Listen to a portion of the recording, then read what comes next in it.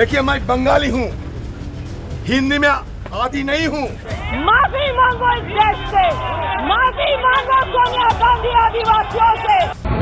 He has already apologized. और demand करती हूँ श्रीमती सोनिया जी से, बाहर आइए, ग्रेसफुली माफी मांगिए देश के साथ। देखिए मैं बंगाली हूँ, हिंदी में आदि नहीं हूँ। यह टिप्पणी भारत के संविधान का अपमान है। बार बार सुबह से कह लो कि बंगाली हूँ, बंगाली हूँ, बंगाली हूँ, हिंदी में आदि नहीं हूँ। अगर एक चूक हो गई वो भी मैं मान लिया कि मेरा चूक हो गई, चूक हो गई, चूक हो गई। आप वो मेरा वीडियो देखो, ये राष्ट्रपति बोलने का पहले 3 बार राष्ट्रपति कहा, राष्ट्रपति जी कहने के बाद तुरंत अचानक निकल चुके। हूर हंगामे हल्ला हो रहे थे उस समय, तो 2-3 बार राष्ट्रपति जी कहा मैंने, एक बार राष्ट्रपति निकल गई। चूक हुई, चूक हुई, चूक हुई, चूक हुई। मैं बंगाली हूँ, आदि नहीं हूँ हिंदी में। किससे माफी मांगेंगे? जरूरत पड़े तो राष्ट्रपति जी की अगर चोट पहुंची महामहिम जी, उनसे। कब जाएंगे? ये पाखंडियों से नहीं, परसों समय मांगा है। जब समय देंगे आप सबको बुला के सबको कहे के मैं जाऊंगा। चोरी छुपी नहीं जाने वाला हूँ मैं अदित चौधरी। मैं आज इस सदन में कांग्रेस की मुखिया विराजमान है, उनसे पूछना चाहती हूँ, you sanction the humiliation of Droupadi Murmu, you sanctioned the humiliation of the tribal legacy of this country. Sonia ji sanctioned the humiliation of a woman in the highest constitutional post.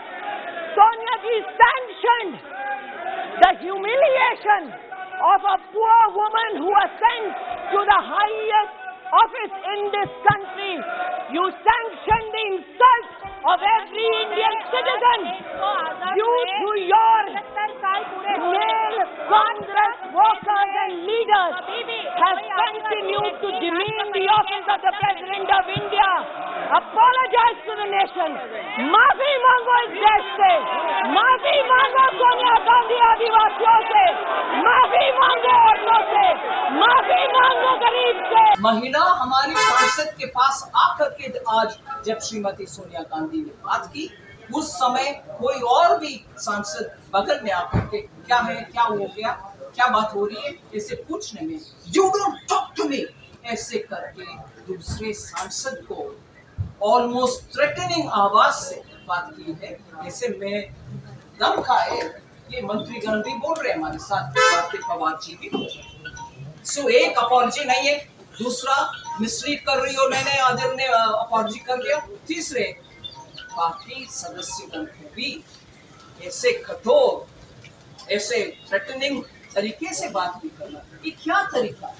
She is the leader of the party.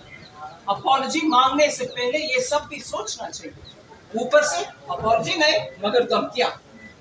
मैं इसको खंडन करती हूँ और demand करती हूँ श्रीमती सोनिया जी से, बाहर आइए, ग्रेसफुली माफी मांगिए देश के साथ। Ma'am, will you ask will you ask Aditya to apologize? Ma'am, will you ask Aditya to apologize? He has already apologized. देश की महामहिम राष्ट्रपति जी के प्रति कांग्रेस के सांसद की अभद्र टिप्पणी अत्यंत निंदनीय है। यह टिप्पणी भारत के संविधान का अपमान है, भारत की मातृशक्ति का भी अपमान है, भारत के जनजातीय समाज का भी अपमान है और भारत के सर्वोच्च संवैधानिक पद पर विराजमान राष्ट्रपति जी के साथ ही देश का भी एक प्रकार से अपमान है। मैं इस अभद्र टिप्पणी के लिए कांग्रेस सांसद और कांग्रेस की निंदा करता हूं। अपने इस निंदनीय कृत्य के लिए उन्हें देशवासियों से माफी मांगनी चाहिए। यह देश इस प्रकार के किसी भी अवांछनीय टिप्पणी को कभी स्वीकार नहीं कर सकता है। सोनिया जी जा रही थी, आधे रास्ते से लौट कर आई।